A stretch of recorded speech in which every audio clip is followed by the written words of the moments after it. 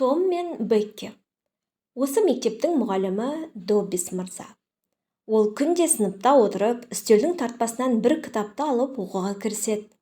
Бұл кітапты ылғи тартпаға салып кілттеп қояды. Оқушылардың бәрі сол кітапты көргілері келіп естері кетеді. Бірақ қолға түспейді. Бұл не кітап? Сыныптағы әр бала өздерінше жорамалдайды, бірақ ол қандай кітап екенін білуге мүмкіндігі жоқ. Міне, Бекки мұғалімнің үстелі жанынан өтіп бара жатып, тартпаның кілті тұрғанын көрді.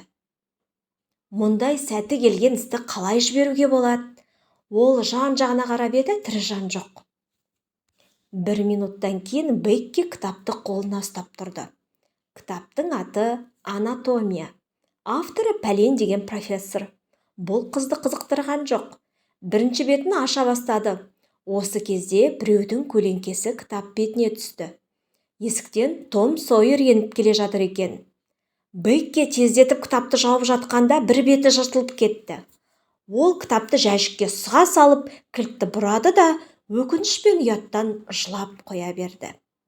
Том Сойер, сіз бұзықтыққа ғана үйірсіз. Біреудің сыртынан сықалап, не деген оңбағандық?